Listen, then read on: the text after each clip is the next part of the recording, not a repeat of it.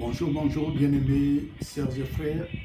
Que la grâce de notre Seigneur Jésus, l'amour de Dieu le Père et la communion du Saint-Esprit soient notre partage en cette fin de semaine. Aujourd'hui, c'est samedi et nous sommes ici pour notre dernière capsule de la semaine. Depuis, vous savez que tous les matins, nous partageons une pensée avec laquelle nous restons focalisés sur, bien-aimé, la parole de Dieu. Donc aujourd'hui, nous allons aborder une pensée très très importante.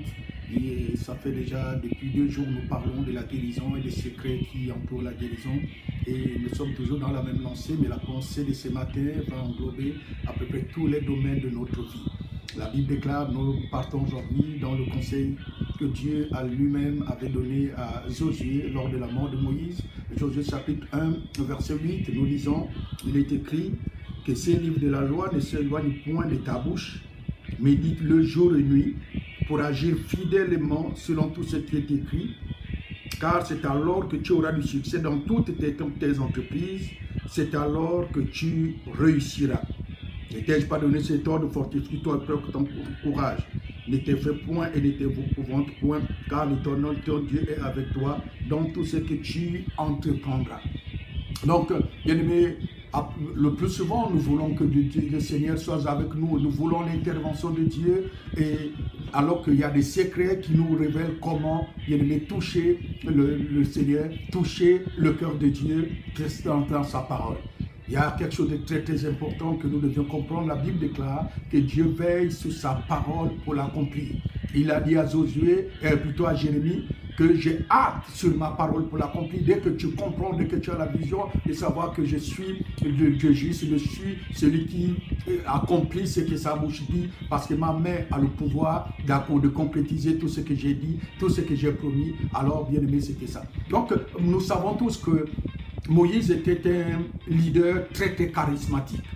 C'était le genre de leader qui n'est pas facile de remplacer. Mais voyez-vous, à la fin de la vie de Moïse, à l'âge de 120 ans, Moïse va mourir. Dieu va l'envoyer, Dieu va l'amener sur la montagne. Et là, humainement parlant, Moïse va mourir. Mais la Bible montre à la suite des temps qu'en vérité, cette mort-là n'était pas une mort comme nous comprenons et nous le croyons. Puisque la Bible nous révèle plus tard que, bien aimé, sur la montagne de la transfiguration, Jésus, bien aimé, s'est entretenu avec Élie et avec Moïse. Et nous savons que Dieu, notre Dieu, n'est pas un Dieu de mort, un Dieu de vivant. Puisque la Bible nous révèle un petit secret que l'ange Gabriel était venu pour discuter le corps de Moïse. Et assurément, moi je pense que ça c'est moi, c'est pas écrit dans la Bible, mais c'est ce que je pense, comme l'apôtre Paul pouvait le dire aussi, que je le dis parce que je crois avoir l'Esprit de Dieu. Je pense, puisque bien aimé, la Bible parle que Moïse était une typologie de Jésus ou un autre type de Jésus. Donc c'est ma pensée est que Moïse, quand il est allé sur la montagne, il est bel et bien mort.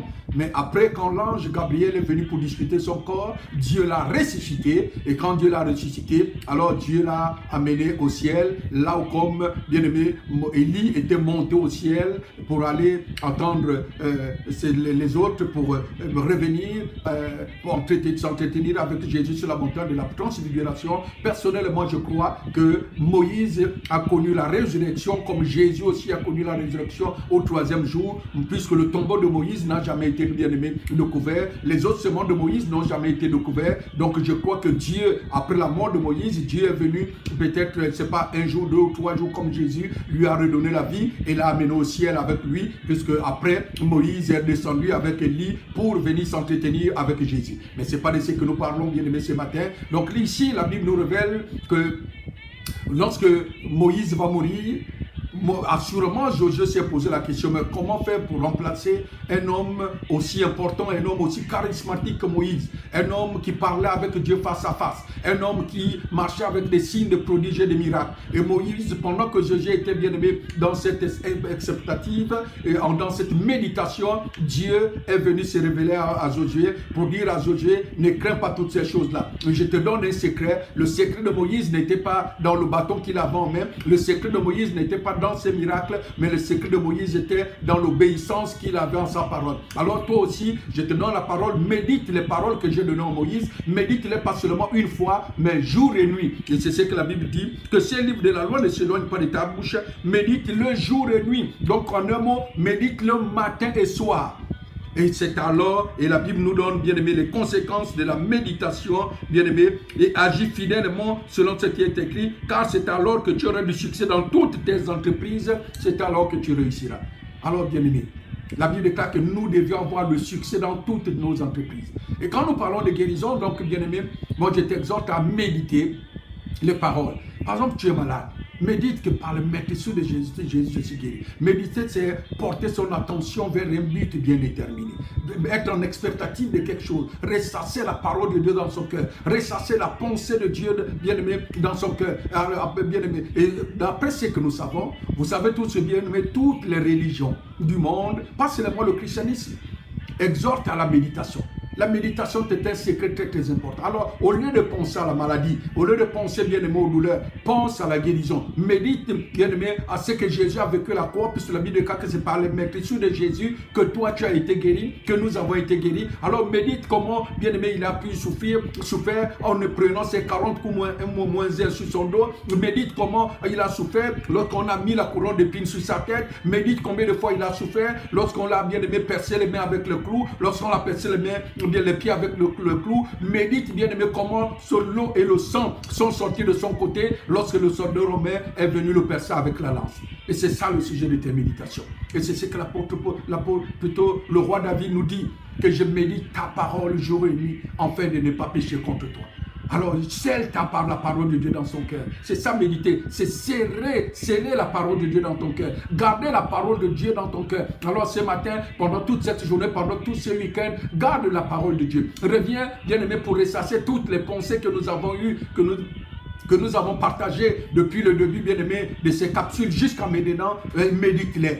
Sûrement, en les méditant, tu vas renouveler ta pensée, tu vas renouveler ton intelligence, tu vas renouveler, bien-aimé, ton langage, et les écluses de Dieu vont commencer à s'ouvrir pour déverser la grâce, la faveur et la bénédiction de Dieu sur toi. Voilà la pensée que je suis venu, bien-aimé, partager avec vous ce matin. C'est la méditation de la parole de Dieu. C'est la méditation de pensée, bien-aimé, de victoire. La méditation de pensée de succès. La méditation de pensée bien-aimée de prospérité, la méditation de pensée de guérison, de délivrance, de restauration. Médite cette parole jour et nuit, c'est alors que tu auras du succès dans toutes tes entreprises, c'est alors que tu réussiras. Tu veux réussir, tu vas avoir du succès, alors voici le secret bien-aimé, voici le joker, médite la parole de Dieu, médite la parole de Dieu. Nous passons beaucoup de temps à méditer sur d'autres choses, nous passons beaucoup de temps à garder bien-aimé des dépôts infectieux dans nos cœurs, nous passons beaucoup de temps à garder la haine, à garder la colère, à garder bien-aimé les mauvaises choses, à garder, à ressasser les films que nous avons vus à la télévision, les choses que nous avons lues bien-aimé sur les réseaux sociaux, alors que la Bible bien-aimé nous exhorte à déporter nos regards, à déporter notre vision de ces choses pour nous focaliser bien-aimé vers ce qui est important, de nous focaliser à partir de ce matin bien-aimé vers sa parole. Alors méditons la parole de Dieu en ce samedi, en ce week-end, méditons toutes ces pensées que nous avons vues, que nous avons partagées depuis le début, et nous allons voir bien-aimé la gloire de Dieu, nous allons voir la manifestation bien-aimé de la présence de Dieu, nous allons voir la main de Dieu sur nos vies, et nous allons voir le succès dans toutes nos entreprises. Ce n'est pas moi qui le dis, c'est la parole de Dieu qui dit.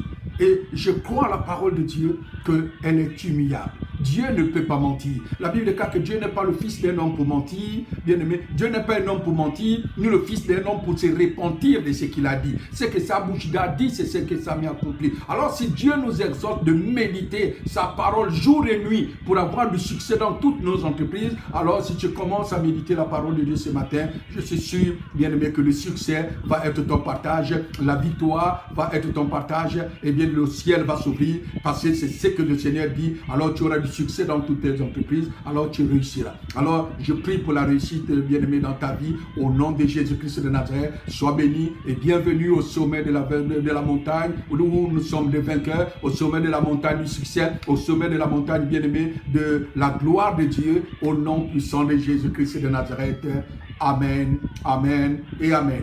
Passez un bon week-end et que la grâce et la faveur de Dieu soient ton partage dans le nom puissant de Jésus-Christ de Nazareth. Amen.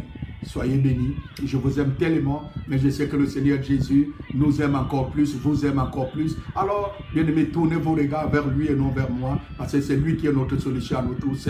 D'ici là, portez-vous bien, que sa faveur vous accompagne, que sa grâce soit votre partage, bien-aimé, soit votre partage, que sa bénédiction soit ton partage au nom de Jésus. Merci à tous.